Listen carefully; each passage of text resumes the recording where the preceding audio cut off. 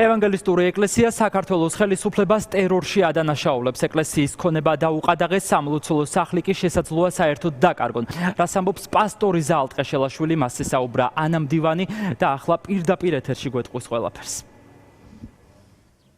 რა თქმა უნდა, ამ საკითხთან დაკავშირებით ჩვენ კითხვები დავუსვით იურისტებს, რომლებიც ამბობენ, რომ ევანგელისტურ ეკლესიას კანონის მიხედვით აქვს იმის უფლება, რომ იყოს არარეგისტრირებული. რაც შეეხება თავად ევანგელისტური ეკლესიის პასტორის ზაალ ტყეშელაშვილის განცხადებას, ის ამბობს, რომ ამ ყველაფრის უკან დგას ხელისუფლება, ქართული ოცნება, რომელსაც სურს, რომ ამ გზით ის გააჩუმოს.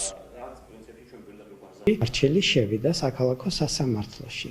როდესაც ჩვენ მივიღეთ ეს არჩელი, შიგეწერა გაუგონარი რამ და ვერავით არის კომპრომატი, რომ ვერ იყო მოძებნილი, დამყარებული იყო იმაზე, რომ ეკლესია არ არის რეგისტრირებული. სამწუხაროდ სააპელაციო სასამართლომ გამოიტანა სრულიად გამოუგნებელი გადაწყვეტილება, რომ ჩვენ თურმე უკან უნდა დავაბრუნოთ შემოწირულობები, რომლითაც ავაშენეთ სამლოცველო სახლი. ამ ყველაფრის უკან დგას რაღაც ძალები, თუ შეიძლება ითქვას, მოთხოვნები, რომელთაც შესაძლებელია ეს იყოს ხელისუფლება, რომელსაც სურს, რომ ეკლესიები და მათ შორის ჩვენც გარკვეული კონტროლის ქვეშ მოაქციონ. ჩვენ იმედი გვაქვს, რომ უზენაეს სასამართლოს გადაწყვეტილების შემდეგ არ დაგვჭირდება არაფრის გაკეთება, თუმცა ბუნებრივია ვფიქრობთ ამ შესაძლებლობაზეც და აუცილებლად გავაგრძელებთ ბრძოლას, იმიტომ რომ ვფიქრობთ, რომ ეს გადაწყვეტილება და შედეგი რაც ამჟამად გვაქვს, ეწინააღმდეგება